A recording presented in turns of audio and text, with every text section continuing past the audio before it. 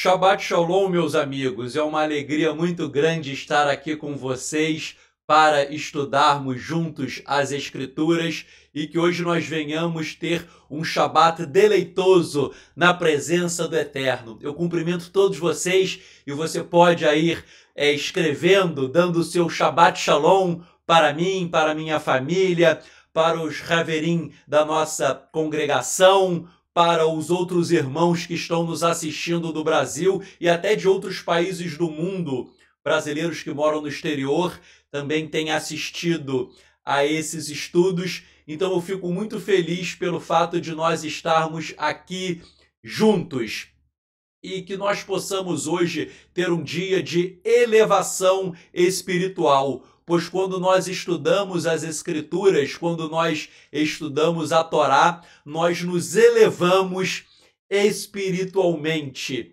E hoje nós vamos começar a estudar o Sefer Devarim, o livro conhecido em português como Deuteronômio, que é o quinto livro da Torá, quinto e último livro da Torá. E o nome do estudo de hoje é Devarim, ou seja, Deuteronômio e o Evangelho do Mashiach. Depois eu vou explicar literalmente o que significa Devarim em hebraico, que não significa Deuteronômio. Mas nós vamos estudar hoje o livro de Deuteronômio, ingressando nesse livro e a conexão deste livro com o Evangelho, com a mensagem de Yeshua HaMashiach. Então nós vamos fazer este estudo hoje. E aí nós começamos agora lendo o primeiro passuk, o primeiro verso desta porção do livro. Devarim, Deuteronômio, capítulo 1, verso 1, está escrito em hebraico. Ele hadevarim asher diber Moshe el kol Israel be'ever hayarden bamidbar ba'arava molsuf ben paran uven tofel velavan Vahatzerot Vedi Zahav. A tradução literal do texto é: estas são as palavras que falou Moshe a todo Israel, além do Yarden. Yarden é o rio Jordão. No deserto, em Aravá, que é um local, em frente a Suf, entre Paran e entre Tofel, Elavan e Hatzerot e Zahav. Estes são nomes de alguns locais e nós vamos ver alguns mistérios também que estão por trás destes nomes em hebraico. Na semana passada alguém até me perguntou, Tzadok, qual a versão da Bíblia que você usa? Ora, eu uso a Bíblia toda em hebraico e daí eu vou lendo em hebraico e fazendo a tradução para vocês, ok? Mas inicialmente nós vamos começar a estudar hoje, só esse verso e fazendo várias conexões com outros textos de Devarim, de Deuteronômio. Vamos conectar estes versos com as lições de Yeshua, com Shaul, com Paulo. Então nós vamos pegar esse único verso e fazermos várias conexões. Mas a primeira coisa que nós temos que ver, uma introdução a esse livro, o livro ele é chamado de Devarim. Devarim em hebraico significa literalmente palavras. Por quê? Você voltando aí no verso, está escrito Ele Hadevarim. Estas são as palavras. Então, Devarim significa palavras. Então, em português, o quinto livro da Torá deveria se chamar Palavras. Mas ele é chamado de Deuteronômio. Repito, tecnicamente, o quinto livro deveria se chamar Palavras, mas nós chamamos ele de Deuteronômio. Por que isso? O que aconteceu? É porque a Septuaginta, que é a versão grega da Torá, eu coloquei em azul aí na tela, ela chama este livro da Torá, está escrito aí em grego, Deuteronomion. Em azul está escrito Deuteronomion. Em grego, Deuteronomion gerou em português Deuteronômio. Então, grego, Deuteronomion, em português, Deuteronômio. E o que significa Deuteronomion? Significa uma segunda Torá. Então, a versão grega chamou este quinto livro, em vez de chamar de palavras, chamou esse quinto livro de segunda lei, de segunda Torá. Mas esse título não está correto. Por quê? Porque este livro ele não trata de uma segunda Torá, ele não trata de uma outra Torá, mas é um livro em que nós lemos em que há a repetição de várias mitzvot, de vários mandamentos da Torá. Vários mandamentos são repetidos. Por quê? Porque nesse livro, Moisés, ele irá relembrar o povo de vários e vários episódios que ocorreram desde a partida do Monte Sinai. E Moisés irá exortar Israel a obedecer às mitzvot da Torá. E aí, quando Moshe exorta, ele vai repetir várias mitzvot, vários mandamentos que estão contidos em outros livros da Torá, e ele vai acrescentar outros mandamentos. Então, só para vocês entenderem, nesse livro de Deuteronômio, Moisés ele vai repetir muita coisa que já consta nos outros livros. É um livro em que há uma repetição muito grande de mandamentos e há um material novo que também é acrescentado. Então, a base do livro é a repetição de conceitos existentes. Mas, além de repetir, ele acrescenta material novo. E por que ele vai fazer isso? Por que esse livro repete muita coisa? Porque Devarim, palavras ou Deuteronômio, é um discurso de Moisés, quando faltam 36 dias para a morte de Moisés.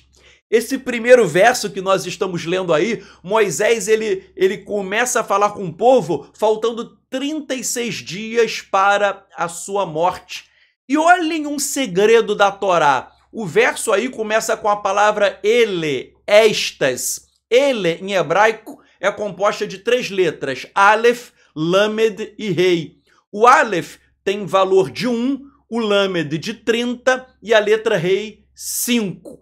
Somando 1 mais 30 mais 5, nós temos 36. Então, a palavra ele, estas, que é a primeira palavra hebraica do livro, tem o valor numérico de 36 e, coincidentemente, claro que não é coincidência, são 36 dias para a morte de Moisés.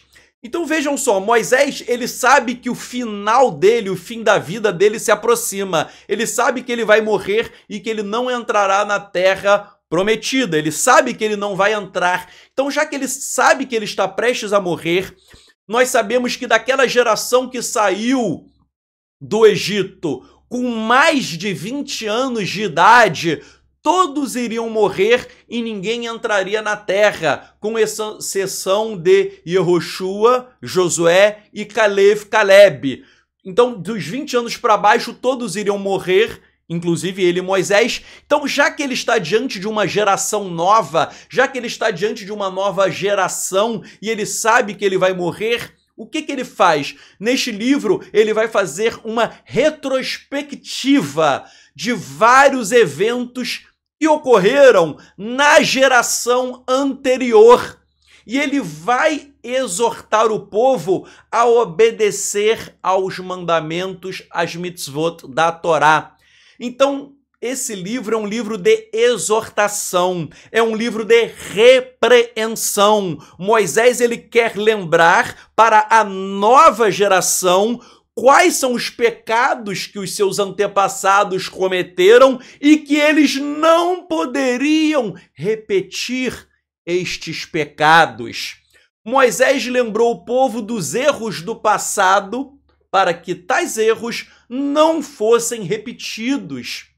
E isso é uma lição profunda para nós no dia de hoje, porque a Torá, ela fala conosco a todo dia. Qual é essa lição hoje? Nós não podemos repetir os erros do passado. Muitos de nós temos familiares que nós sabemos que cometeram erros na vida. Às vezes o nosso pai, a nossa mãe, nossos tios, familiares, nós percebemos que eles cometeram erros no passado, nós mesmos já cometemos erros no passado. E a lição da Torá é: não repitam aqueles erros que vocês cometeram. Vocês estão entrando na terra prometida, vão entrar daqui a pouco, não façam aquilo que vocês fizeram. Então, meus amigos, pensem, há pessoas hoje que aprendem com os seus erros e não voltam a cometê-los. Estão sempre crescendo espiritualmente. Porém, há muitas pessoas que erram e insistem nos mesmos erros. E assim essas pessoas estão sempre afundando na lama e na impiedade. O Ramban, o rabino Moshe ben Nachman, um rabino espanhol, ele ensina, e é verdade, que a terra de Israel é muito difícil ter uma planície. A terra de Israel, o solo é todo acidentado. Ou seja, ou você está fazendo aliá, subindo, ou você está fazendo yeridá, uma descida. Aliá, subida, yeridá, descida. Então, quando você percorre Israel, você nem percebe, mas ou você está subindo ou você está descendo, ou você sobe ou você desce. E ele explica que assim é a nossa vida espiritual. A nossa vida espiritual não é uma planície. Ou você está subindo ou você está descendo. E há pessoas que estão descendo e nem perceberam. Há pessoas que estão se afundando, mas já que o declínio muitas vezes ele é leve, leve, leve e suave, a pessoa acha que está numa planície, ela acha que ela está numa estabilidade, mas ela está se afundando, se afundando, se afundando. Eu conheço muitas pessoas que estão na Techuvá, que até já estudaram comigo, que eu vejo que estão no caminho da apostasia a cada dia, e daqui a pouco vão negar tudo. Pessoas que estão pregando até Gilgul Neshamot, que é conhecido, entre aspas, como reencarnação. Sabe, pessoas que... É triste, não quero nem aprofundar isso, mas pessoas que estão se afundando e vão terminar negando tudo daqui a pouco. Pessoas que praticam idolatria aos rabinos. Quantas coisas tristes. Pessoas que idolatram e que camarada ele pratica o que eu chamo de judeulatria. É idolatria a ser judeu, idolatria aos rabinos, idolatria à religião. Meus amigos, não seja idólatra, religião não salva ninguém. Muita gente reclama, o cristianismo é Babilônia, agora eu entrei no judaísmo, que bom, eu entrei no judaísmo. Você está saindo de uma Babilônia e está entrando em uma outra Babilônia, porque a religião ela aprisiona, e Yeshua é que liberta o homem. Então vejam só, quando nós lemos Sefer Devarim, o livro das palavras, o livro de Deuteronômio, nós estamos ouvindo a voz de Moisés hoje. Nós temos que nos elevar, nós temos que quebrar as nossas kelipot, as nossas cascas. Nós temos que quebrar as nossas cascas para elevarmos as nossas centelhas divinas. Centelhas divinas que outrora estavam aprisionadas nas nossas cascas da carnalidade. Mas quando nós quebramos as kelipot, quando nós quebramos as cascas, nós elevamos as nossas centelhas divinas e agora nós podemos brilhar com esplendor glorioso. Você e eu, meus irmãos, nós temos que entender que Hashem está dentro de nós. Hashem está dentro de mim, está dentro de você. É a cegueira espiritual que impede o homem de enxergar Hashem face a face. Nós só não enxergamos Hashem face a face por conta da carnalidade, mas quando nós nos elevamos, nós podemos enxergar Hashem até nas coisas simples da vida.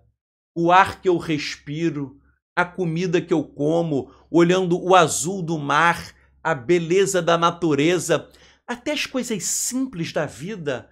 Quando nós estamos espiritualizados, nós percebemos o toque e a criação de Hashem em todas as coisas. Nós aprendemos também ainda com o Zohar.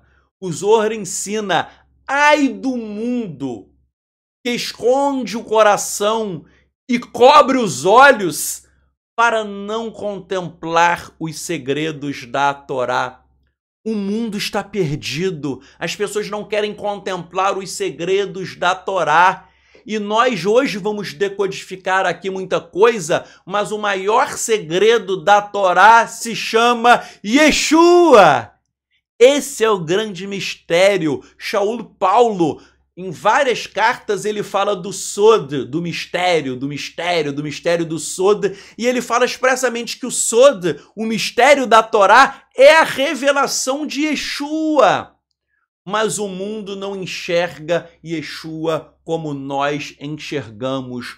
O mundo esconde o coração e cobre os olhos para não enxergar os segredos da Torá, para não enxergar os segredos de Yeshua HaMashiach.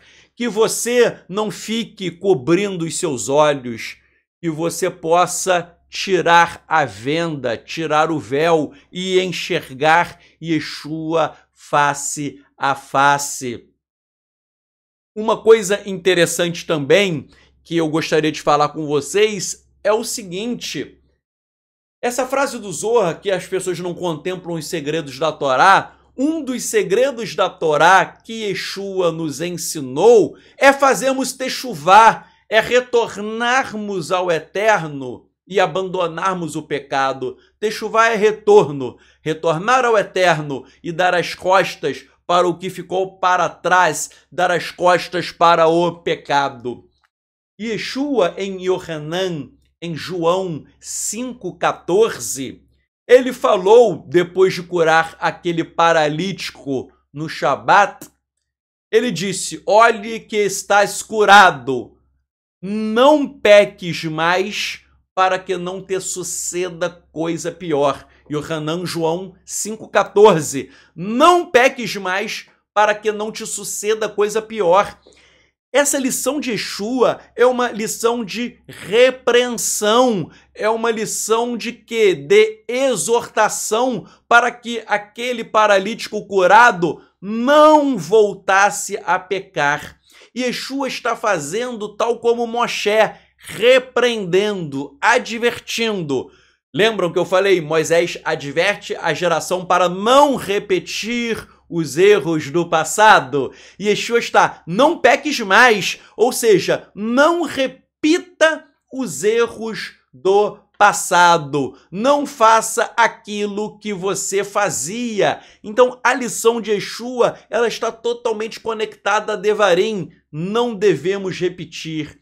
Meus amigos, muitos de nós repetimos os erros, muitos de nós conhecemos a Yeshua, temos experiências sobrenaturais com Yeshua, mas muitos às vezes começam a voltar às práticas antigas, muitos precisam de libertação, alguns ainda nem foram libertos completamente. Nós precisamos de uma transformação, nós precisamos mudar a quem nós éramos no passado. Temos que matar o velho homem e nascermos como uma nova criatura. Não peques mais, para que não te suceda coisa pior.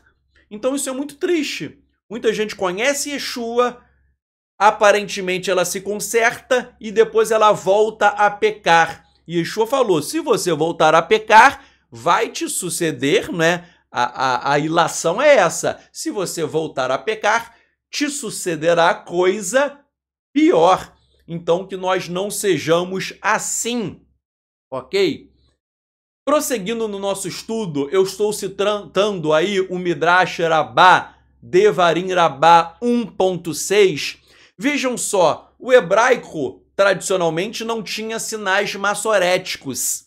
Então, a palavra hebraica devarim significa palavras, ela se escreve da mesma forma da palavra devorim, abelhas. Então, você está vendo aí em azul, está escrito a mesma coisa, devarim, palavras, que eu posso ler também como devorim, abelhas.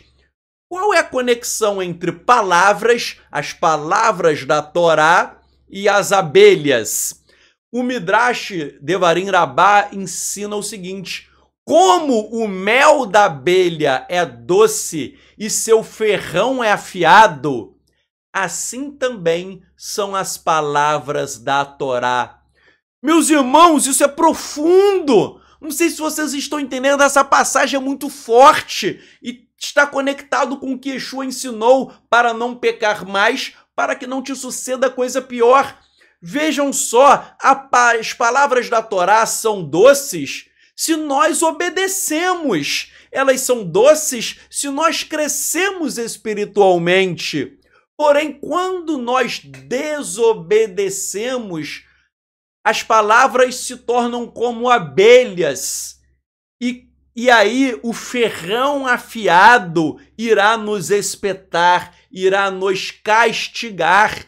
Então, a abelha, ela produz o mel, mas ela também tem um ferrão para ferir. Então, tal como a abelha produz o mel e fere, e pode ferir também, assim é a Torá. Mel para os obedientes e ferrão para os desobedientes. Vá e não peques mais, para que não te suceda coisa pior. Ok? Então vejam só, Devarim, Deuteronômio, é um livro de repreensão, de admoestação. O Midrash Rabbah explica, Deuteronômio é um livro de repreensão. E explica o Midrash Rabbah ainda que Moisés, ele age como um pai que está corrigindo os filhos, objetivando converter o mal no bem. Então, esse livro, Deuteronômio, é muita exortação de Moisés, ele está exortando a todo momento, e diz o Midrash Rabbah, ele age como um pai que está admoestando o filho para que ele não peque mais. Então, isso é muito forte, e essa palavra fala com você e eu hoje. Nós não podemos continuar cometendo os erros do passado. Meu amigo, muita gente que está aqui hoje nessa live ou que vai ouvir depois no YouTube, né? Mas eu creio que até aqui na live, muitos de nós cometemos muitos erros no passado. E hoje o Eterno está nos chamando para que nós não venhamos a repetir tais erros. Ok? Vejam, uma coisa muito interessante que nós temos que estudar também é a conexão dos ensinamentos de Yeshua com Devarim, com Deuteronômio. E aí a primeira observação que eu faço é que o livro que Yeshua mais citou foi Devarim. É o livro que ele mais citou nos seus ensinamentos em relação a qualquer outro livro do Tanar, do Antigo Testamento, entre aspas. Então, isso é uma curiosidade. Aparentemente, o livro que Yeshua mais gostava estava mais na ponta da língua dele, não é? Claro que ele sabia tudo, mas o livro que ele mais citou na prática, lendo os evangelhos, foi Devarim, foi Deuteronômio. Então isso mostra a importância desse livro. Uma outra curiosidade também é que naquela cena, naquele episódio em que Yeshua é tentado por Hassatã no deserto, nós lemos, todo mundo conhece essa passagem, Satanás vai tentando e ele cita 3 textos bíblicos para combater Satanás. Não só de pão vive o homem, mas de toda a palavra que procede da boca de Elohim. Não tentarás a Hashem, teu Deus, somente adorarás a Hashem e servirás a ele. Esses 3 textos que Yeshua citou, todos eles estão em Devarim, em Deuteronômio, todos eles. Então vejam só, Satã tentou o Yeshua homem. Muita gente não entende, se Yeshua é o eterno, como que ele foi tentado? Deus é tentado? É claro que não, meu amigo. Ali Yeshua estava como um homem em toda a sua humanidade, sendo tentado. E por que ele tinha que ser tentado como homem? Para mostrar que o homem pode vencer Satanás. Eu e você podemos vencer Satanás. Se Yeshua ali, tivesse em toda a sua glória, em todo o seu esplendor, poxa, é claro que ele não ia ter tentação nenhuma, ele ia vencer fácil Satanás, mas ele se esvaziou, estava ali totalmente como homem, para mostrar que o homem pode vencer Satanás. Eu e você, como homem, também podemos vencer Satanás, porque Yeshua venceu. Então vejam só, como vencer Satanás? Yeshua nos ensina pela palavra. Ele citou o Devarim, Deuteronômio 3 vezes. É com a palavra que nós vencemos Satanás. Temos que estar totalmente firmados na palavra. E é muito triste que as pessoas hoje em dia estão abandonando as escrituras, não estão mais lendo a Bíblia, estão lendo um montão de coisa, um montão de besteira, mas as escrituras mesmo não estão lendo nada, ou estão negando a Brit Hadashah, o Novo Testamento. Quanta gente aí que não crê mais no Novo Testamento, ou, eu creio, mas eu não creio nesse versículo, eu não creio nesse, eu não creio nesse. Se você não crê em um versículo só, você, na verdade, negou tudo, porque você não pode escolher o que você vai obedecer ou não, o que você vai crer ou não.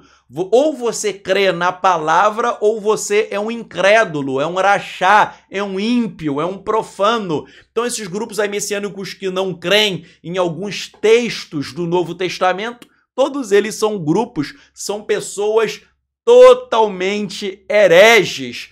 Yeshua estava firmado na palavra e nós também temos que nos firmar na palavra. Outra coisa interessante é que Devarim, Deuteronômio, possui muitas conexões com a própria vida de Yeshua. Por quê? Porque em Devarim, em Deuteronômio, nós lemos que Israel desobedeceu ao Eterno durante toda a sua trajetória no deserto. Lembram? Começou com o pecado do bezerro de ouro, aí depois houve murmuração, depois houve adoração a Baal Peor, depois houve promiscuidade sexual, incredulidade dos espias, tanta coisa. Israel desobedeceu a Hashem a todo momento no deserto, em muitos momentos, mas apesar da desobediência, Hashem estava com Israel. Hashem estava mostrando o seu hesed, a sua graça. Ainda que Israel tenha sido infiel, Hashem sempre foi fiel. Então a graça de Hashem permeia todo o livro de Deuteronômio. E a graça, hesed, é uma motivação para Israel obedecer à Torá. Meus amigos, você e eu, nós às vezes erramos, nós às vezes pisamos na bola, mas nós temos que entender que há uma diferença entre o tzadik, o justo, e o rachá, o ímpio. O tzadik, o justo, ele quer acertar, ele se esforça ao máximo para acertar, ele serve a Hashem e de vez em quando ele comete um errinho daqui e outro ali, mas ele se corrige, ele se conserta, ele sai daquele estágio e ele volta a caminhar corretamente. O rachá, o ímpio, não. O ímpio, ele está pecando, e ele continua no pecado.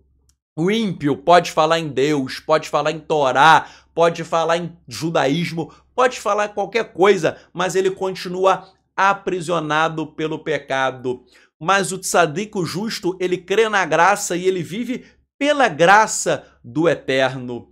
Então, em Devarim, em Deuteronômio, e quando nós lemos os evangelhos, nós vemos que os evangelhos ensinam sobre a graça. A Brit Hadashah, o Novo Testamento, fala muito de Hesed, da graça, da bondade. E Devarim é um livro de graça também. É um livro sobre a graça divina. Tanto é que a Aseret HaDibrot, os 10 ditos, ou os 10 mandamentos, nós percebemos literalmente a graça de Hashem. Hashem estava entregando a Moisés as tábuas da Torá, e enquanto Moisés recebia as tábuas, Israel estava adorando e fazendo o bezerro de ouro. E mesmo assim Hashem mostrou a sua graça. Então a graça que permeia o livro de Deuteronômio é um prelúdio da graça de Yeshua. É um prelúdio da graça de Hesed que trará a Geulá, a redenção. A redenção virá pela graça. Vejam, nós temos que estar totalmente cientes disso, que nós obedecemos a Hashem. Por quê? Porque nós estamos na graça. A graça não é o que muita gente acha, que você está na graça para viver em desobediência. Não é nada disso, não. A graça é, já que eu estou na graça, aí que eu vou obedecer ainda mais. Aí que eu vou obedecer mais e mais, porque a graça é uma expressão do amor do Eterno. Já que Ele me amou e Ele me ama, eu vou retribuir este amor com obediência. Vejam uma outra conexão entre Yeshua e Devarim, entre Yeshua e Deuteronômio. Quando Yeshua é questionado em Marcos, qual seria o mandamento mais importante? O que é o mais importante de tudo? O que Yeshua fez? Yeshua citou o Shema. E o Shema está onde? Em Devarim, em Deuteronômio. Yeshua falou, né? Qual é o maior mandamento? Perguntaram para ele, qual é o maior mandamento? E ele repetiu, o maior mandamento é Shema Israel, Adonai Eloheinu, Adonai Echad, Ve'ahavta et Adonai Eloheicha, Bechol levavecha, uvechol nafshecha, uvechol meodecha. Yeshua disse, o maior mandamento é, ouve, ó Israel, Adonai é nosso Deus, Adonai é um, e amarás Adonai, teu Deus, com todo o teu coração, com toda a tua alma e com toda a tua força. Então Yeshua aí mostrou que a centralidade do ensinamento dele enquanto Mashiach, a centralidade é o Shema que está em Deuteronômio. Então nós vemos como Deuteronômio é o alicerce, é a espinha dorsal, é o coração do ensinamento de Yeshua.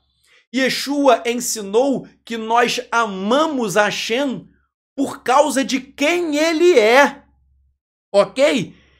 Nós amamos Hashem por causa de quem ele é. Nós amamos a Hashem e nós cumprimos as mitzvot porque ele é o nosso Deus.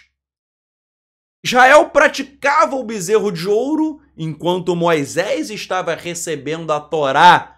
Mas mesmo assim Israel recebeu o perdão de Deus por conta da graça.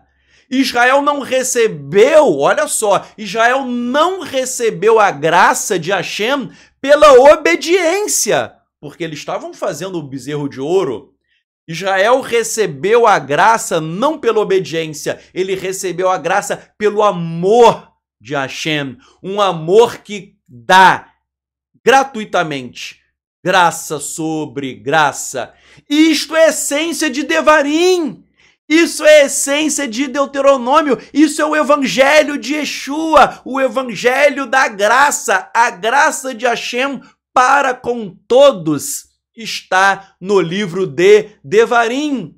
Então vejam, Devarim, Deuteronômio está alicerçado na graça, porque nós veremos ainda hoje que Israel peca, mas Hashem mostra a sua graça. Hashem continuou sendo fiel a Israel, ainda que Israel fosse infiel.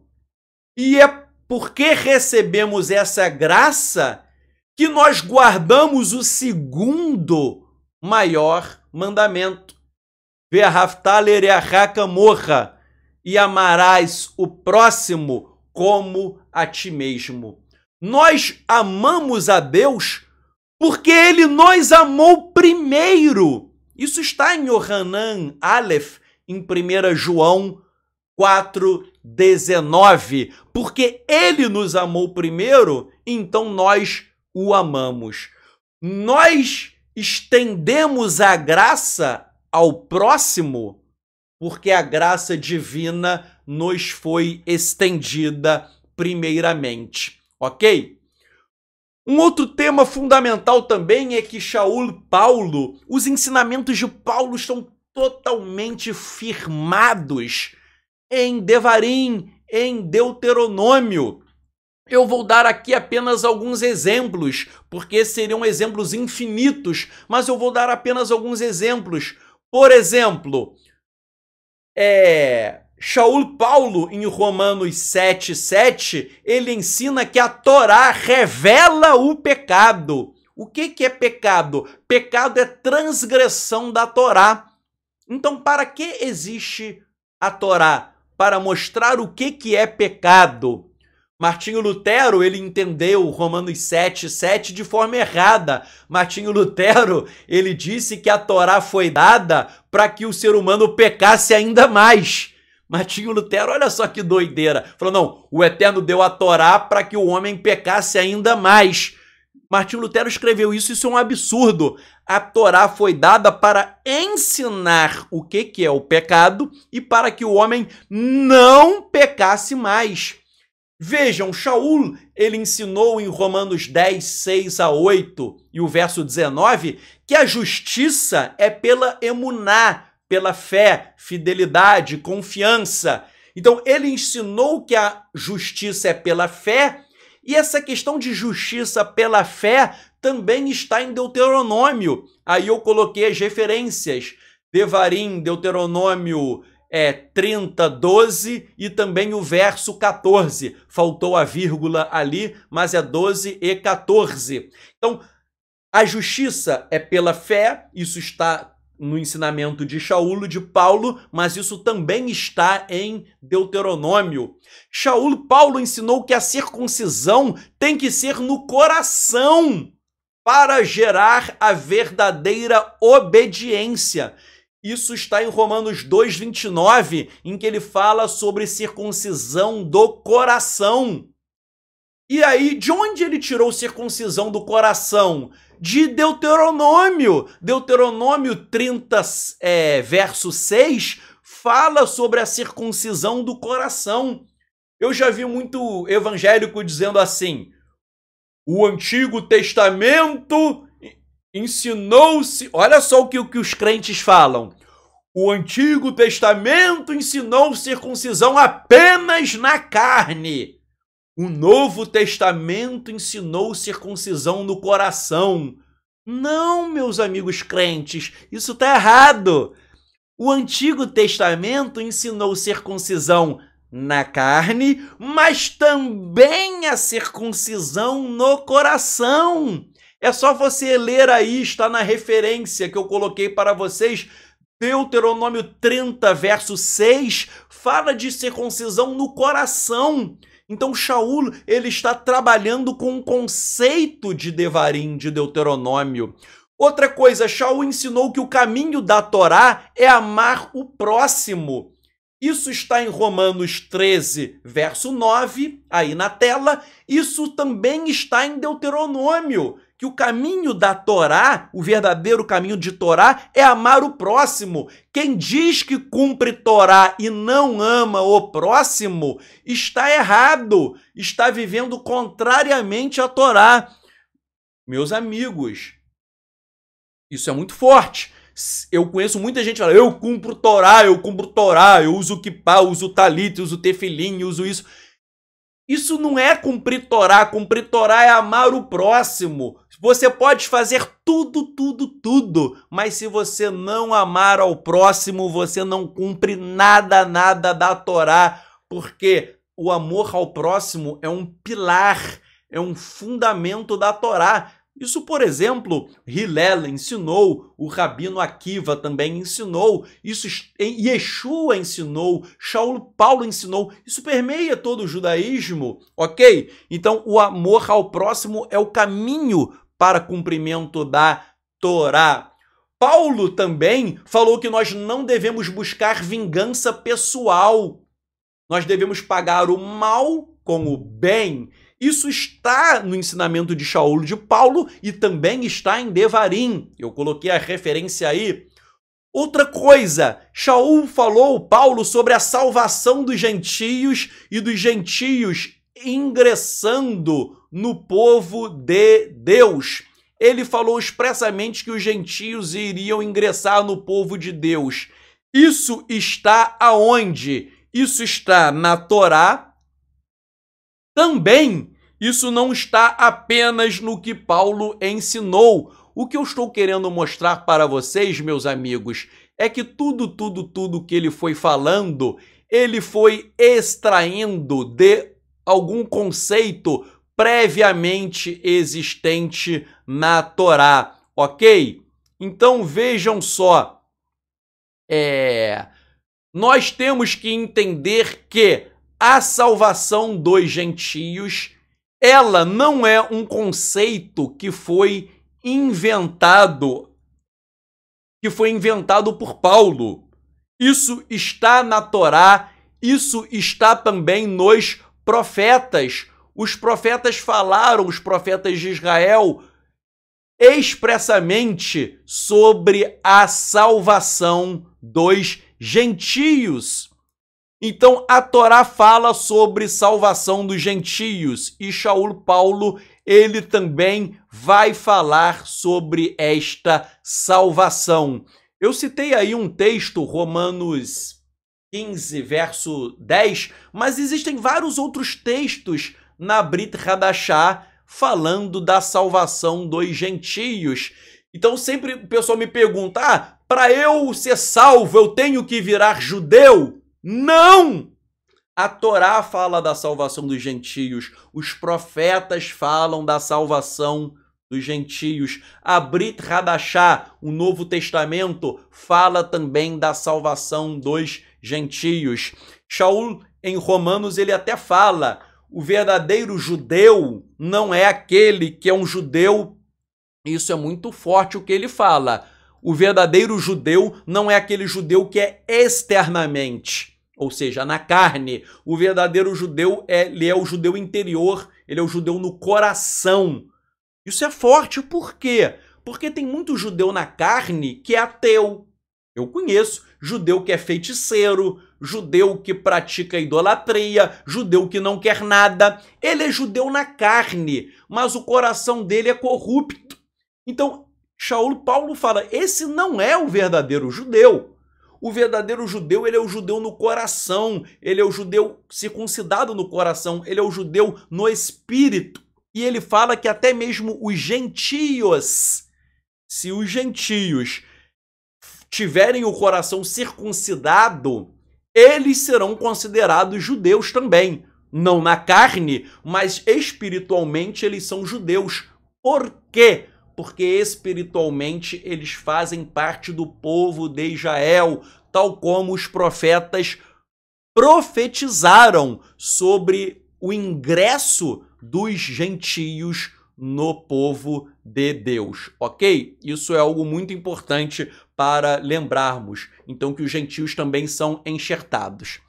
E aí nós estamos no primeiro passuk, no primeiro verso do livro de Deuteronômio, que eu já li para vocês, mas eu estou botando aí na tela. São mencionados aí vários lugares, não é? Yarden, que é o Rio Jordão, Aravá, Suf, Paran, Tofel, Lavan, Hatzerot, Dizahava. Aí nesse verso são citados vários e vários lugares. Por que são citados esses lugares? Rashi, o comentarista, Rashi, explica que em todos esses lugares Israel cometeu pecados contra o Eterno e se acendeu a ira de Elohim.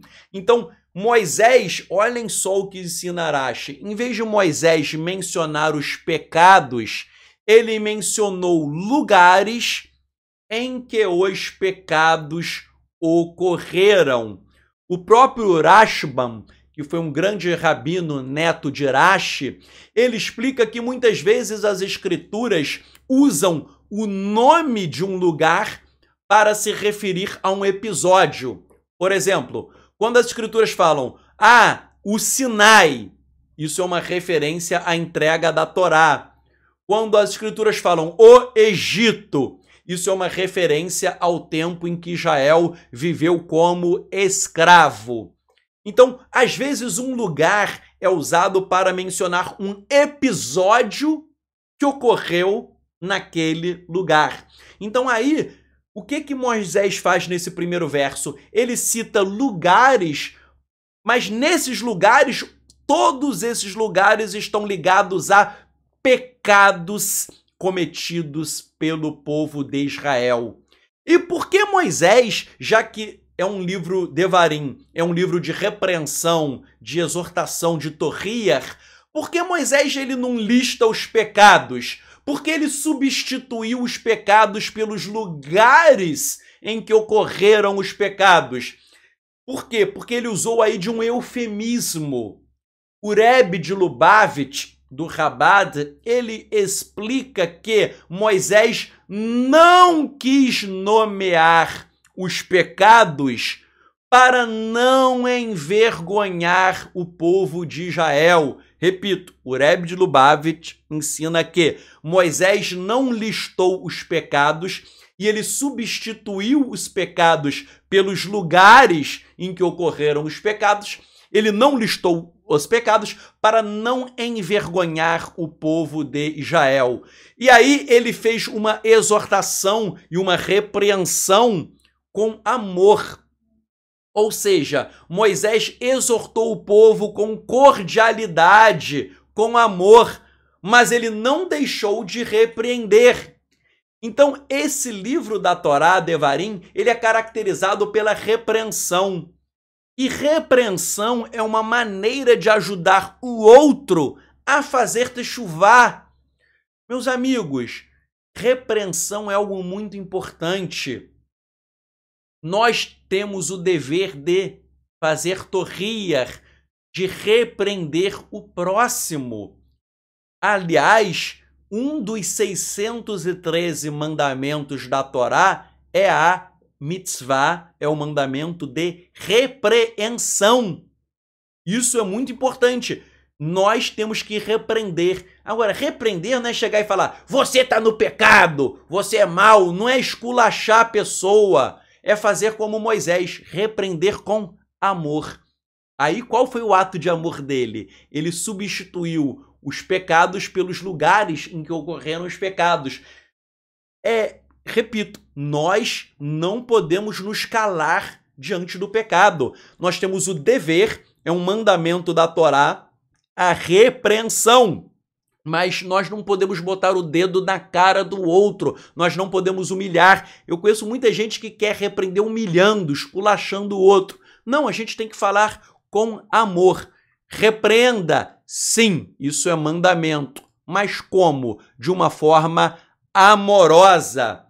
Vejam, aí eu citei Vaikra, Levítico 19:17, está escrito em hebraico, Torrier et amiterra, repreenderás a teu companheiro. Isso é uma ordem, Torrier et amiterra, repreenderás o teu companheiro.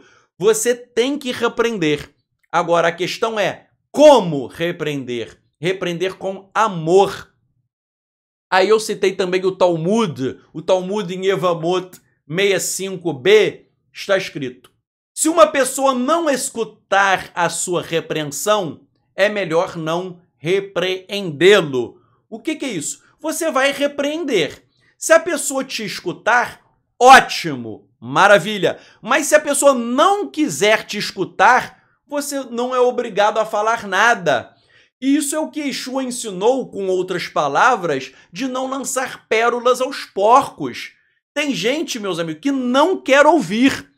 Isso é muito interessante você perceber isso. Você deve pregar, sim. Você deve advertir, sim. Mas para quem não quer ouvir e não está querendo nada, às vezes até escarnecendo, você pode se omitir, porque você não é obrigado a lançar pérolas aos porcos. E é o que diz o Talmud aí. Se a pessoa não quiser escutar, é melhor não repreendê-lo, ok? Isso é um ditado importante, porque eu conheço muita gente que fica falando para pessoas que não estão nem aí, que não querem ouvir. Então a gente não pode também ficar falando para aqueles que nada querem com o eterno, ok? Se a pessoa deu uma brecha, abriu um pouquinho o coração, aí você entra e prega com toda firmeza, ok? Prosseguindo o nosso estudo, ainda no primeiro verso, começa assim, Ele Hadevarim, estas são as palavras. E depois o texto segue, eu coloquei em azul, fala Bamidbar, no deserto. O que significam palavras? Rashi explica que são palavras de repreensão, que é o que eu estou falando para vocês aí, que Moisés ele está fazendo aí uma repreensão. E aí são citados vários lugares. Eu começo com o primeiro, está Bamidbar, no deserto. Só que aí Rashi ele fala uma coisa interessante. Nesse momento em que Moisés está fazendo o discurso, eles não estavam no deserto. Na verdade, eles estavam nas planícies de Moabe. Então, está falando do deserto, mas aí eles já tinham saído do deserto. Eles já estavam nas planícies de Moabe. Então, por que é citado o deserto? Porque Moisés quis lembrar a Israel que no deserto houve muitos períodos em que Hashem ficou irado. Você lembra, no deserto, o povo murmurou por conta do maná, o povo murmurou por comida, murmurou por falta de água, o povo ficou murmurando direto, a gente já estudou isso. Então, quando ele fala Bamidbar no deserto é uma cláusula para ensinar. No deserto, vocês murmuraram. Então, meus amigos, o que nós podemos entender disso? Nós não podemos murmurar. Muitos de nós ficamos, às vezes, murmurando direto. Muita gente, às vezes, fica murmurando contra o eterno. Ó vida, ó céus, ó quantos boletos eu tenho para pagar, não é? Como diz o Chapolin sincero, né? O mistério da vida é pagar boleto, pagar boleto, pagar boleto e morrer. Ou seja, a pessoa acha que só vive para pagar boleto e fica triste. Não é isso, meus amigos. Nós vivemos para adorar ao eterno. Eu discordo do Chapolin sincero. A lição verdadeira é o que diz Mesilat Yesharim, do Ramchal. O objetivo do homem é servir ao seu Criador. Nós estamos aqui não é para pagar boleto. A gente até paga boleto, mas a gente está aqui para servir ao Criador. Esse é o nosso objetivo existencial. Então nós não podemos murmurar. Repito, e está aí no slide, o deserto foi o lugar em que Deus ficou irado, porque Israel murmurou e murmurou. Não vamos murmurar, não vamos suscitar a ira de Hashem. Vamos servir a Hashem com todo o nosso coração, com toda a nossa alma, com toda a nossa força, ok? Pensem na beleza da vida, não olhem as coisas tristes. Eu te falo uma coisa, meu irmão, os momentos difíceis na vida nós vamos passar mesmo. No mundo tereis aflições. A aflição vai chegar, não tem como não chegar. A aflição vai chegar sim, para mim e para você. Agora, a questão é como você vai enxergar a aflição. Como você vai enxergar o problema? Existe uma frase que diz que 2 homens estavam presos em uma masmorra, lá no alto.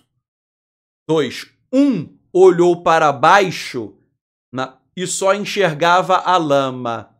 O outro prisioneiro olhou para o céu e enxergou as estrelas. 2 presos em uma masmorra, um só enxergava a lama e o outro contemplava a beleza das estrelas.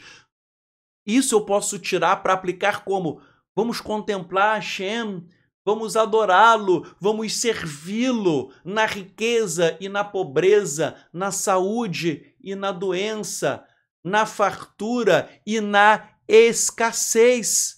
Em todos os momentos da nossa vida, sirva a Hashem.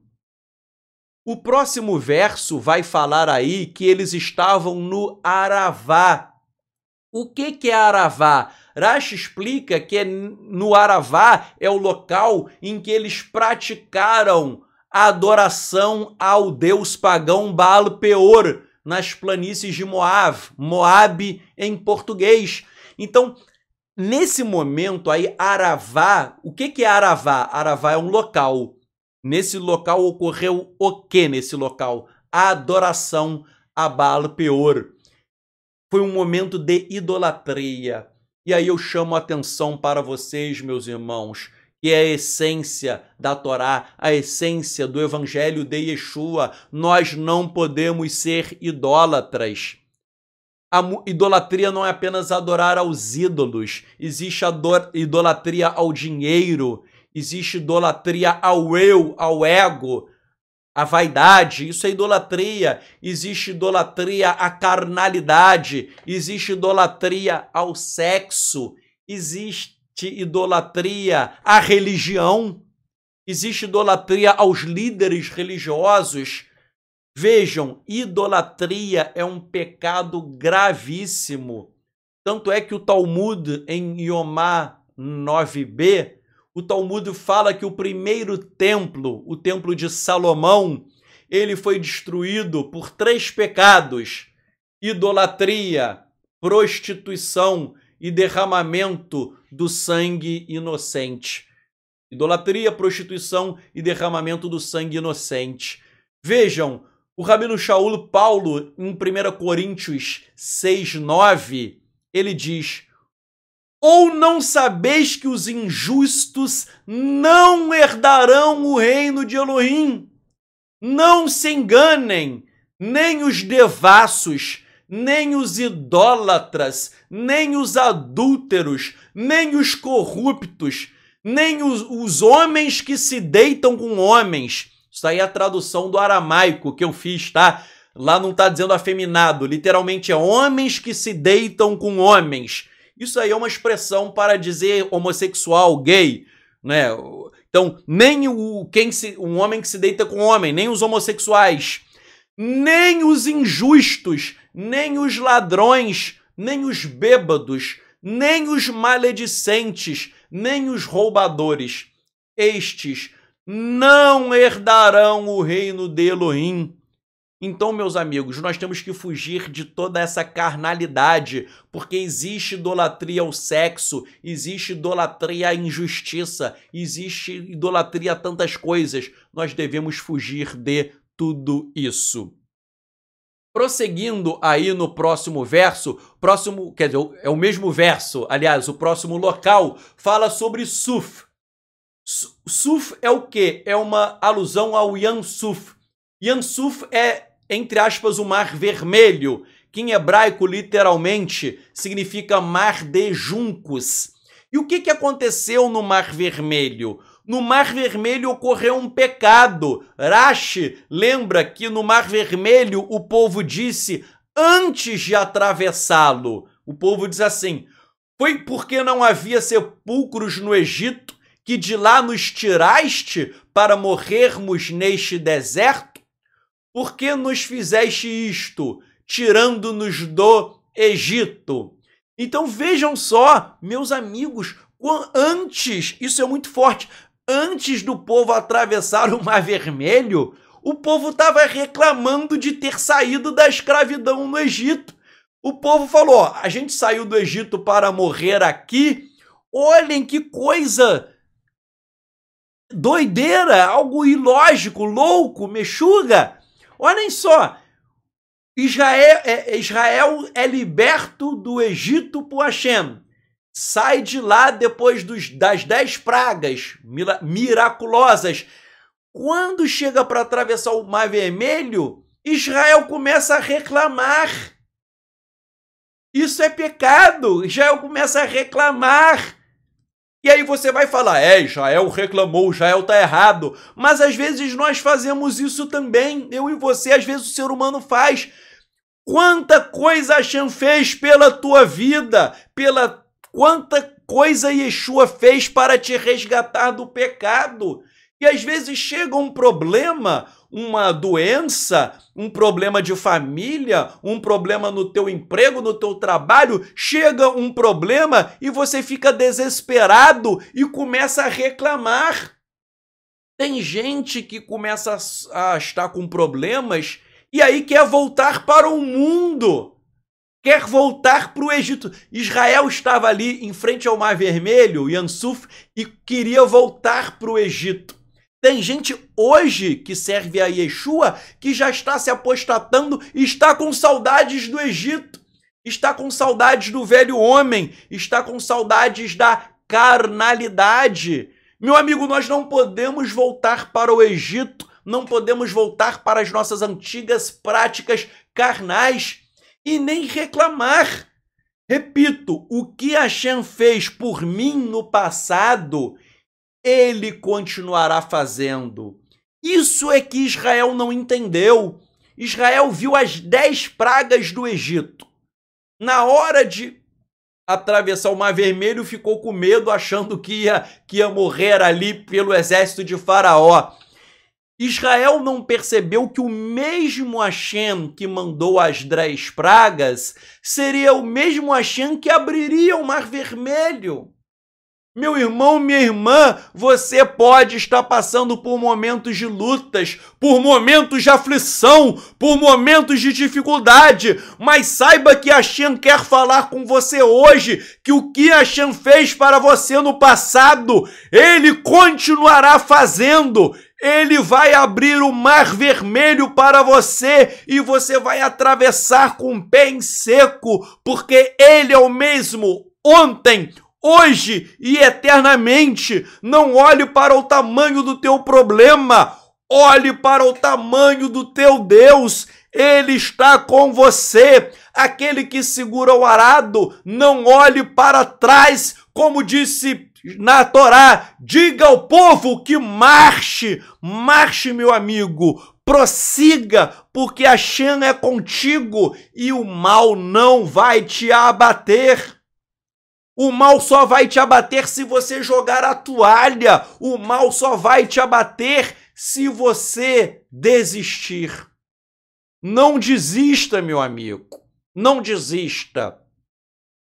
Bem, prosseguindo o nosso estudo, o próximo lugar aí em que nós vemos e que chegou Israel foi Paran. O que é Paran? Paran é o local em que ocorreu o pecado dos espiões que não creram, que não confiaram no Eterno. Nós já estudamos os espias que não confiaram, com exceção de 2, Yehoshua e Caleb, Josué e Caleb, e é por isso que eles irão entrar na terra prometida. O pecado dos espias foi a falta de confiança. Nós temos que confiar, é o que eu estava falando, nós temos que ter emuná, nós temos que confiar que o Mar Vermelho vai se abrir, nós temos que confiar como Yehoshua e Caleb, Josué e Caleb, que aqueles homens eram como gigantes. Lembram? Os espias, olha, eles são como gigantes porque eles eram os Binei Nefilim, eles eram os filhos dos Nefilim, eles eram gigantes, mas nós não podemos ter medo dos gigantes, tal como Davi, o rei Davi, ele não teve medo de Golias. Nós podemos derrubar os gigantes, porque nós não tememos o tamanho do adversário. Nós sabemos que Deus está conosco. Essa é a mensagem que o Espírito, que Ruach, está ministrando a mim e a você no dia de hoje, meu irmão. Eu não sei se você está sentindo, mas o Espírito de Hashem está ministrando forte aos nossos corações no dia de hoje. O Espírito de Hashem está ministrando para você e para mim que nós temos que ter emuná. Nós temos que ter confiança. Paran é o local em que houve a falta de confiança e nós somos e fazemos o contrário. Nós temos essa emuná shelemá, essa perfeita fé, essa perfeita confiança. Ok? O próximo local aí, isso é muito interessante agora. O verso menciona em azul Tofel e Lavan. Está em azul. Tofel e Lavan são mencionados no verso. Só que olhem só um mistério. Olha só, Moisés falou que o povo passou por Tofel e Lavan, por esses dois lugares. Mas qual é o mistério? O mistério é que esses lugares não existem. Hã? Sim, olhem só, repito. Moisés falou que o povo passou por Tofel e Lavan, passou por esses dois lugares. Mas esses lugares não existem.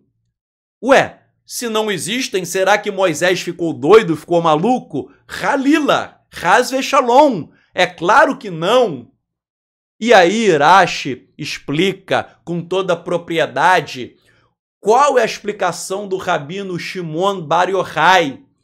Shimon Bar Yochai, ele explica o seguinte, e eu coloquei aí para você acompanhar a leitura. Nós passamos por toda a escritura e não encontramos um lugar chamado Tofel e Lavan.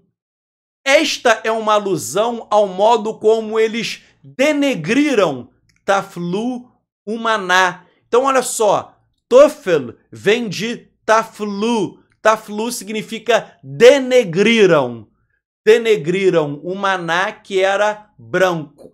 Branco em hebraico é Lavan. Então, Tofel e Lavan, Tofel está ligado a Taflu, denegriram.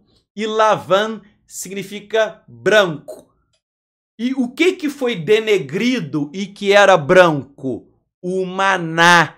E aí ele explica, e você sabe, que o povo reclamou do maná. O povo falou contra Deus e contra Moisés. Por que nos fizeste subir do Egito para morrermos no deserto? Pois aqui não há pão e não há água, e a nossa alma tem fastio deste miserável pão. Vejam só, meus amigos, Israel chamou o maná de miserável. O maná, meus amigos, olhem só que coisa, o maná descia do céu, era algo sobrenatural. Israel chamou esse pão de miserável, miserento. Que é isso, gente? Poxa, você recebe um milagre e chama aquele milagre de miserável, miserento. Que é isso? Então vejam só, e aí Shimon Bar Yochai, ele fala disso, dessa questão terrível que é denegrir. Eles denegriram Taflu, o maná era branco, Lavan. Então Tofel e Lavan são uma alusão ao episódio do maná. E o que nós aprendemos com isso hoje, no dia de hoje? Uma aplicação prática. Nós não podemos denegrir aquilo que Hashem nos dá. Eu conheço gente que estava desempregada, recebeu proposta de ganhar um salário mínimo. Não, eu não vou porque eu só quero trabalhar para ganhar muito. Quem estava dando emprego era Hashem e o camarada não quis. Meus amigos, isso é denegrir o que Hashem te deu. Eu conheço muita gente que já ganhou muito pouco e foi subindo de vida. Por quê? Porque se manteve fiel ao eterno. O que eu quero dizer é o seguinte, se você ganha pouco, quem te deu foi Hashem. Se você ganha muito, quem te deu foi Hashem. Então você tem que ser grato. O povo recebeu o maná e pecou pela ingratidão. Nós temos que ser totalmente gratos. Se você ganha um salário mínimo, diga Baruch Hashem, bendito é Hashem. Se você ganha muito, agradeça. O muito e o pouco quem dá é Hashem. E um dos piores pecados contra Hashem é a ingratidão. Então o pecado do maná foi um pecado terrível porque foi falta de gratidão. E isso, meu amigo, nunca seja ingrato, nem com Hashem e nem também com os homens que te abençoaram. Porque quando alguém é usado para te abençoar, quem está te abençoando, na verdade, é o Eterno. Entenderam? Então, quando um homem me abençoa, eu sou grato.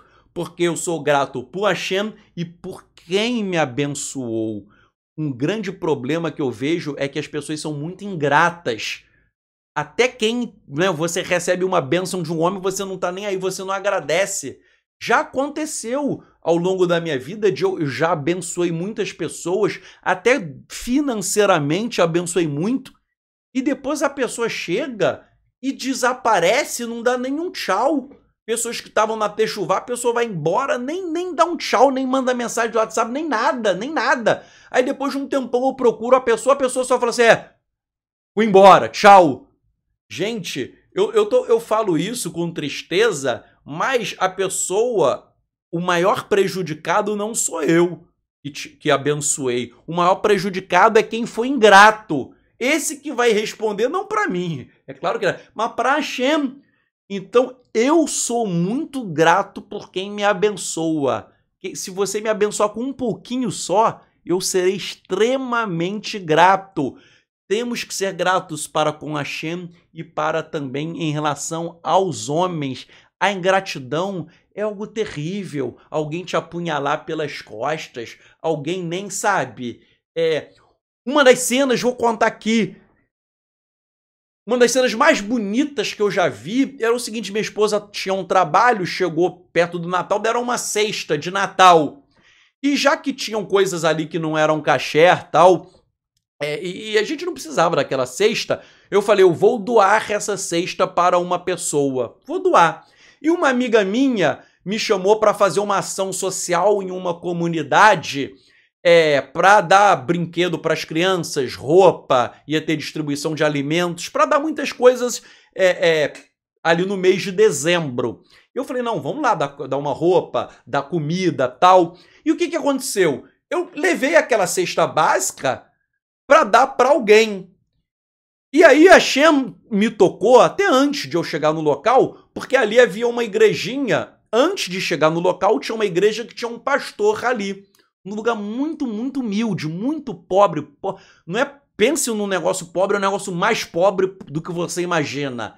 O Eterno me tocou. Quando eu cheguei lá, me apresentaram, esse é o pastor Edmilson. Me apresentaram. A primeira coisa que eu fiz, eu falei, olha, eu trouxe para o senhor.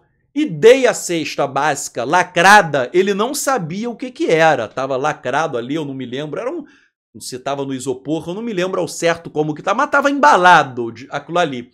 Quando ele pegou aquilo ali, ele nem falou prazer, tal, né? Geralmente você cumprimenta a pessoa, tal.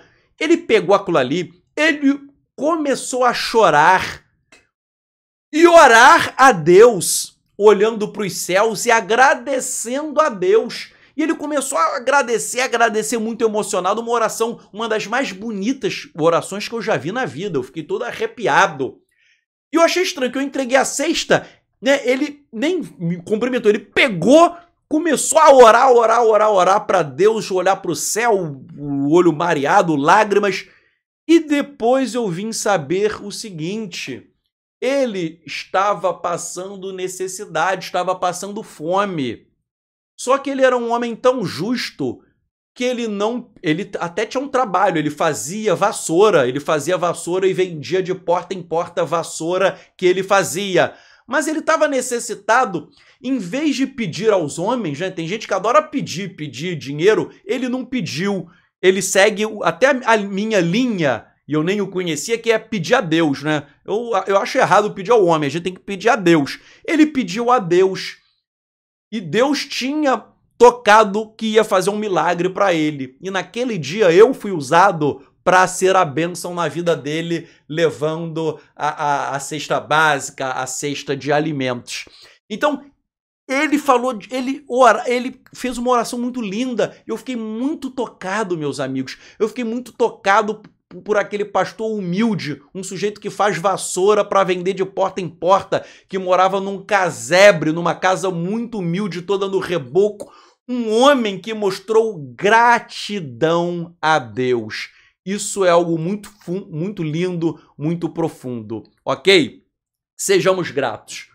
O próximo, citando aí ainda sobre a ingratidão acerca do maná, o Maharaj de Praga, na obra Gurarié, ele diz que Tofel e Lavan são usados para representar os dois componentes do pecado. É errado reclamar do sustento que Hashem providenciou, até mesmo se este for mal. E a reclamação deles foi pior ainda, uma vez que o maná, era realmente bom e era branco. Isso é muito forte, olha só, o maná era bom, era gostoso, era branco e as pessoas reclamaram. O que Maharaj de Praga, na obra Gurarié, o que ele quer explicar é o seguinte: mesmo se fosse ruim, nós não temos o direito de reclamar. Nós não temos o direito de reclamar de nada nessa vida. Meus irmãos, repito, grava isso aí, anota aí. Nós não temos o direito de reclamar de nada, nada, nada. Igual esse pastor que eu citei, estava passando fome. O que ele fez? Ele reclamou? Não, ele orou. Ele orou e o Eterno me usou para abençoá-lo. Então isso é lindo, é lindo. Na verdade, gente, é uma coisa linda o que Hashem faz. E isso é a postura correta. Ainda que o mal venha a nos abater, não vamos reclamar, vamos agradecer. E aí o Gurarié diz assim: o maná, a reclamação contra o maná foi muito pior, porque o maná era bom, era gostoso, era maravilhoso, e o pessoal ainda reclamou. Eu cito ainda o Talmud, em Berahot 60b, tudo que Hashem faz, ele faz para o bem. Isso é forte, meu amigo. Tudo que Hashem faz, ele faz para o bem. Ainda que venha a luta, a tribulação, a adversidade, existe um propósito por trás que nós não sabemos. Poxa, Tzadok, por que eu fiquei doente? Por que eu fiquei sem emprego? Por que minha vida está uma confusão danada?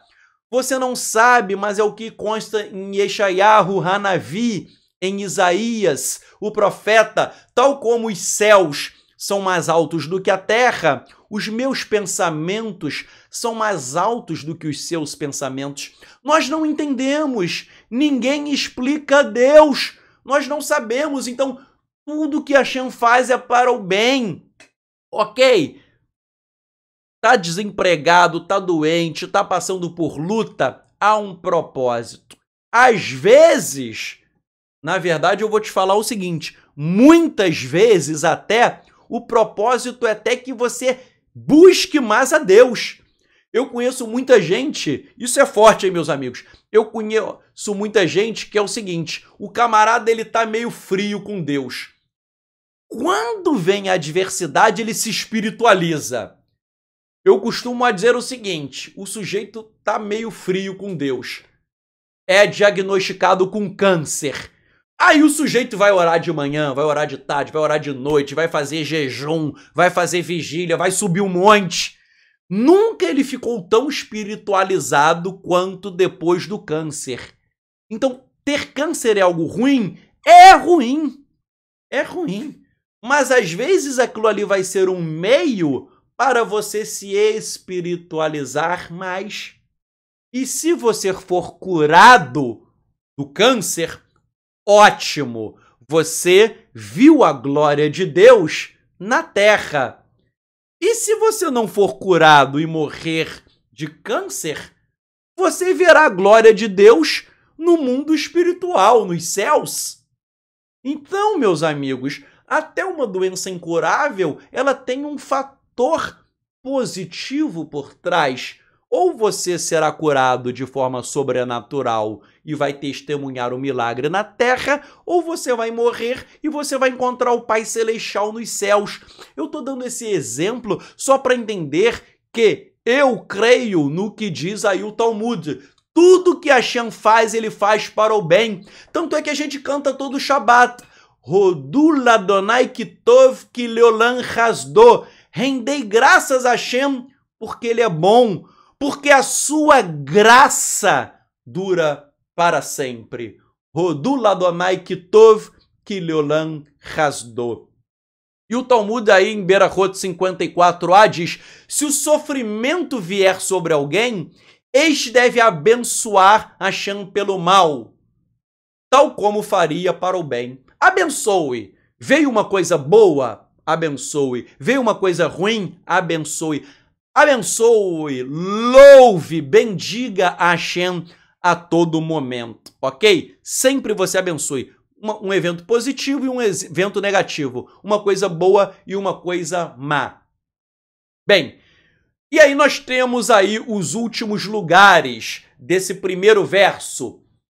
Fala aí de Hatzerot e Dizahav. Dizahav, e aí eu estou citando Rashi, está em azul. Dizahav significa, isso aí eu traduzi, tá? Dizahav significa ouro suficiente. Dizahav, ouro suficiente. Qual é o pecado que Israel cometeu relativo ao ouro? Ao ouro. Nós sabemos da realização do bezerro de ouro. E aí Rashi diz que eles fizeram o pecado do bezerro de ouro por causa da abundância do ouro que possuíam. Então, Dizahav é uma alusão. Vejam, Dizahav é um lugar que não existe. É um lugar imaginário. Isso é uma alusão ao bezerro de ouro, porque Dizahav significa ouro suficiente, e eles fizeram isso por conta da abundância do ouro. Isso é muito forte. A abundância de riqueza material pode levar o homem à apostasia, porque o amor ao dinheiro é a raiz de todos os males, ensinou o Rabino Shaul. Né?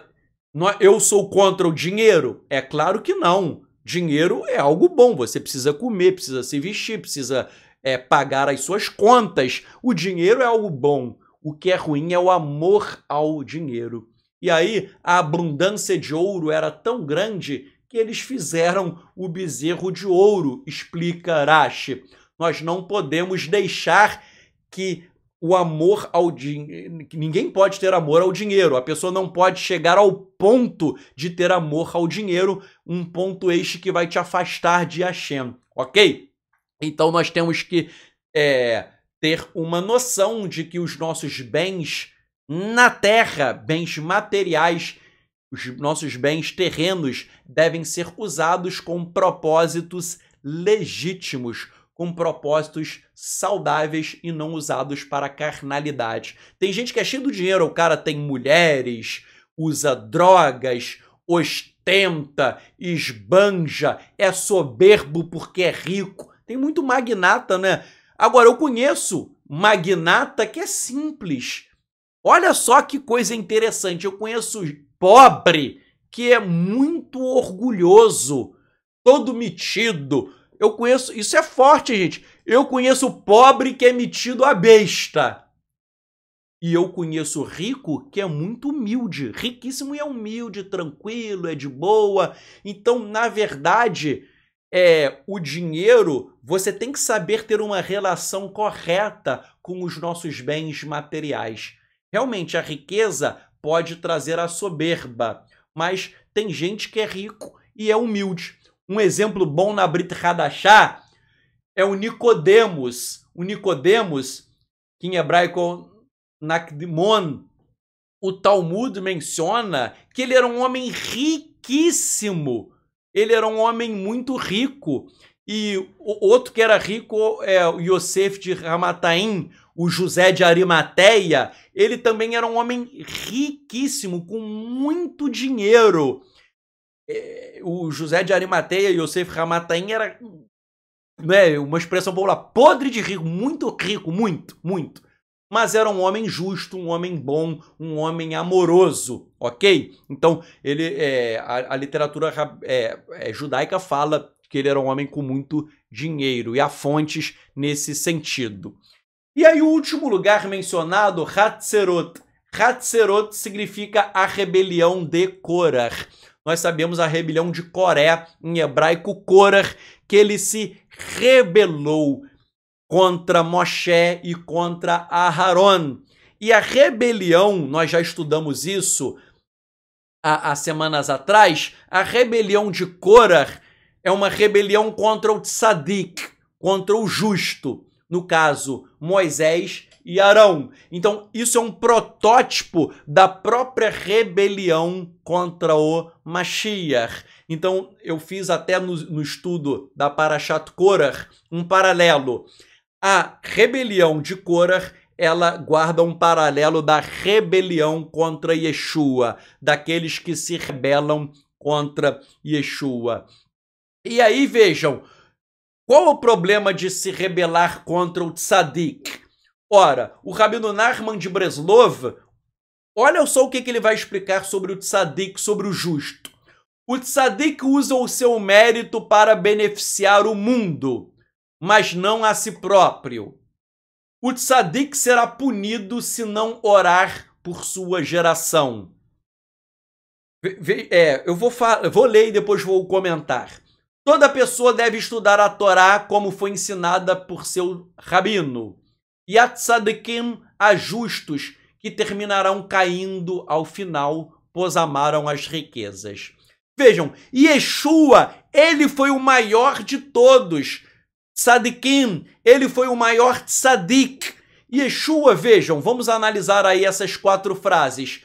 Ele usou o seu mérito para beneficiar o mundo. Yeshua usou o seu mérito para beneficiar o mundo e não para beneficiar a si próprio. A gente lê isso no ministério de Yeshua a todo momento, que tudo que ele fez foi pensando no próximo. O Rabino Nachman fala que o tzadik será punido se não orar pela sua geração. O que Yeshua mais fez foi orar por sua geração.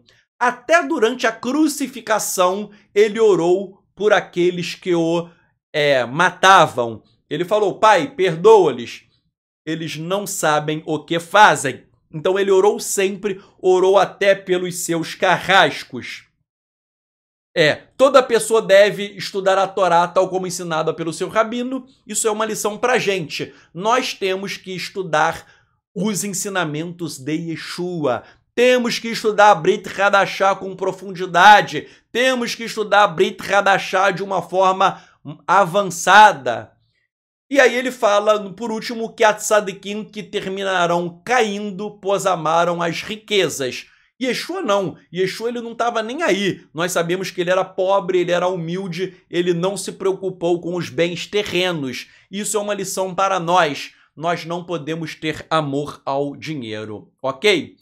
E aí vejam, já que Yeshua foi o tzadik, o hatzadik, o tzadik, o maior justo de todos os tempos, nós lemos aí em Romanos 8:1. Portanto, não há condenação para aqueles que não andam na carne, os quais estão em Yeshua HaMashiach. O que Shaul está dizendo é que nós temos que estar ligados, conectados a Yeshua, andar com Yeshua. E o Shaul aí, Paulo, ele está ensinando um conceito que a Hassidut desenvolveu muito bem, é de Kashurut Latzadik, de conexão com o tzadik. Eu, tenho que estar conectado ao tzadik. Kashurut Latzadik, conexão ao tzadik. Eu e você temos que ter essa conexão.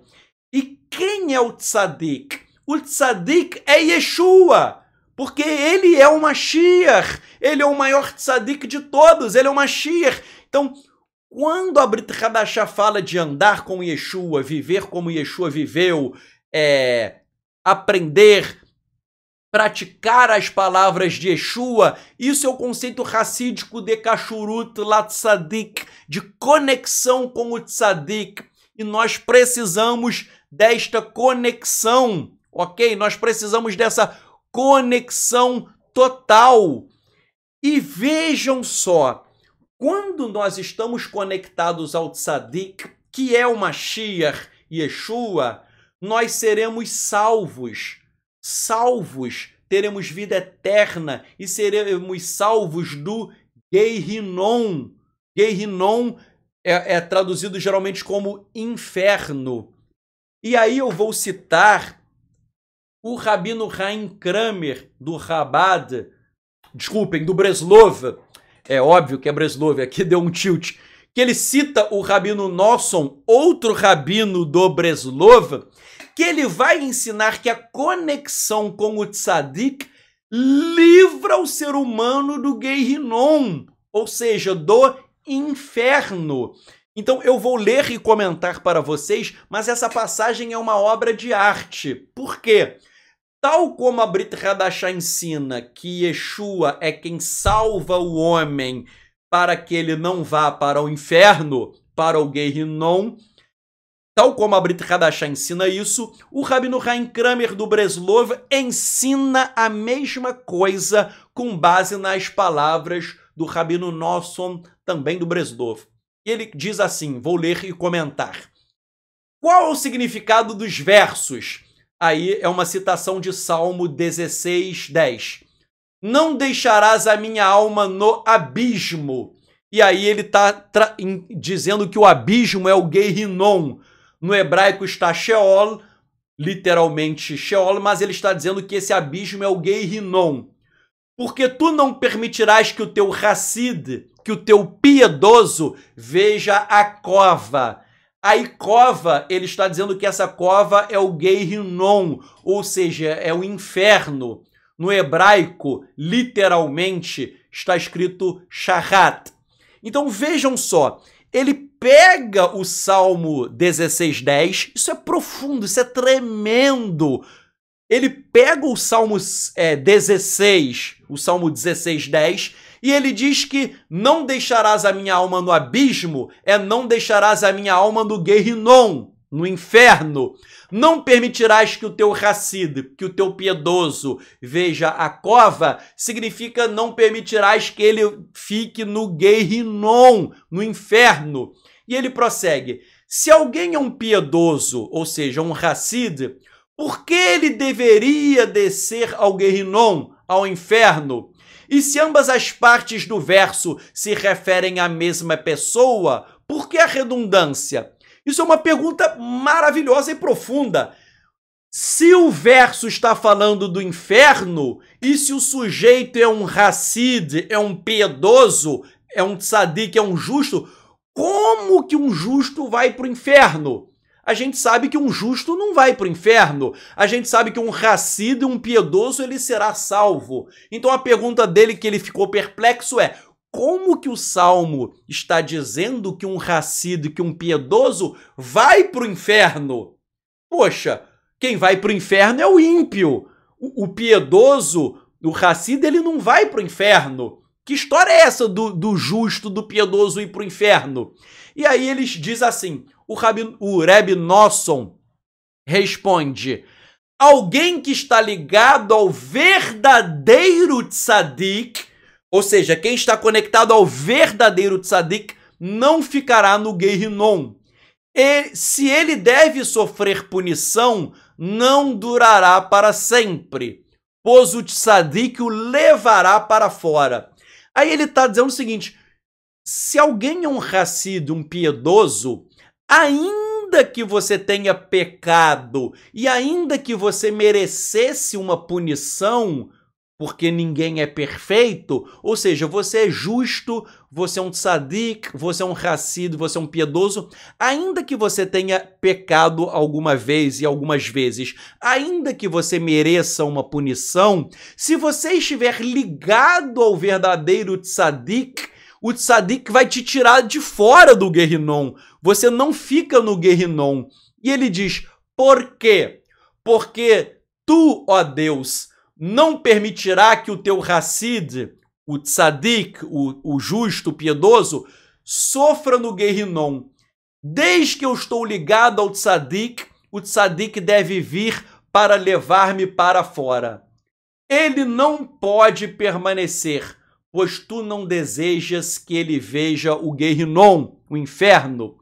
Então, minha ligação ao tzadik é a minha apólice de seguro após a morte contra o Gehinnom.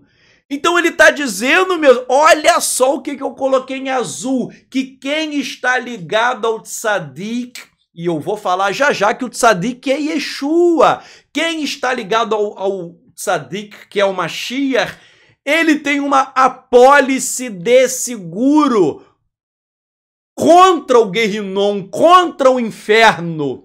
Então, quem está ligado ao tzadik, que é o Mashiach, eu já vou explicar já, quem está ligado a Mashiach, ele tem uma apólice de seguro contra o Gehinnom, ele tem uma apólice de seguro contra o inferno. Em outras palavras, ele não vai para o inferno.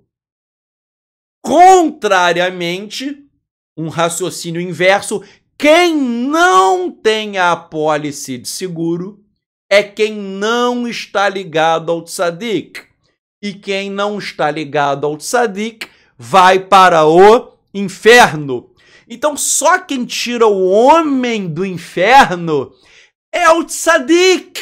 Só o tzadik tira o homem do inferno. E quem é o tzadik? Quem é? Eu estou citando aí o Rabino Chaim Kramer. Aí ele vai explicar quem é o tzadik. Olhem essa tela. Quem é o tzadik? E ele fala o seguinte: aquele que se ligou aos verdadeiros tzadikim tem a verdadeira fé. Mashiach é o verdadeiro tzadik. Olha só, Mashiach é o verdadeiro. Se você voltar aqui na citação, nessa citação também, ele fala aí sobre o verdadeiro tzadik. Eu devia ter colocado em azul para facilitar você achar aí. Mas está dizendo, Reb Nosson responde, aquele que está ligado ao verdadeiro tzadik, o tzadik emet. Então, aquele que está ligado ao verdadeiro tzadik. E quem é o verdadeiro tzadik? Aí ele explica aqui, Mashiach, em azul, Mashiach é o verdadeiro tzadik. Aquele que aceita Mashiach receberá dele pura fé, não terá perdido a sua fé. Então, ele está dizendo que o verdadeiro tzadik é Mashiach. O Rabino Chaim Kramer, do Breslov, dizendo que o verdadeiro tzadik é Mashiach.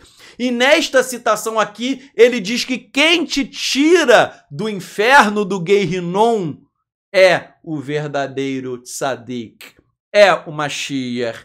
Então, meus amigos, se o verdadeiro tzadik é o Mashiach, conforme está aí, eu volto e digo que é o verdadeiro tzadik, o Mashiach, ele te tira do Gehinnom. Isso é um conceito que está totalmente afinado com o que está na Brit Hadashah. Então, gente, tudo isto tem a ver com Devarim, com Deuteronômio e com o Evangelho de Yeshua. Por quê? Porque em Deuteronômio 18, versos 18 a 19, está dizendo que o Eterno enviaria um profeta semelhante a Moisés. E se as pessoas não ouvissem esse profeta, prestariam contas. Dizem os rabinos, o que é prestar contas? É ser condenado, ter caret, uma condenação, uma punição divina. E quem é esse profeta anunciado por Moisés de Deuteronômio 18, 18 e 19? Esse profeta, dizem os manuscritos do Mar Morto, é o Mashiach. Então é o Mashiach que é o profeta enviado por Moisés. Ele é Yeshua. Yeshua é a nossa apólice de seguro contra o Gehinnom, contra o inferno. Quer escapar do inferno? Tenha uma apólice de seguro na mão. E quem te dá essa apólice é Yeshua HaMashiach. Ele traz a salvação, ele nos traz a vida eterna. E agora eu vou fazer uma tefilá, uma oração, e depois eu vou responder algumas perguntas de vocês. Mas vamos orar. Hashem, Anachnu mitpalelim bisham Yeshua HaMashiach. Nós oramos em nome de Yeshua, o Messias, para que nós sejamos firmes. Eterno, que todo esse ensinamento ele penetre em nossos corações. Fale conosco, Hashem, com tudo isso que nós aprendemos hoje e que nós possamos praticar todas essas palavras. Que nós tenhamos Kashurut Latzadik, ligação com o Tzadik, com o justo, que é Yeshua, e que nós possamos ter essa pólice contra o inferno, e quem dá essa pólice é Yeshua, uma pólice para que tenhamos vida eterna ao seu lado. Eterno, traga salvação, traga libertação, traga crescimento espiritual. Devarim, Deuteronômio é um livro de repreensão, que nós possamos hoje ouvir a voz da Torá, a voz de Yeshua, nos repreendendo, tal como Yeshua disse para o paralítico curado: vá e não peques mais, para que não te suceda coisa pior, que nós abandonemos o pecado, que nós façamos techuvá, o retorno, e tenhamos uma vida espiritual do teu lado. Nós oramos e te agradecemos, declarando que tu és bom, a tua bondade dura para sempre, e nós temos Yeshua, o nosso Messias, o nosso Salvador, a nossa apólice de seguro para a vida eterna. Nós oramos e te agradecemos em nome de Yeshua, o Messias. Amém, ve amém.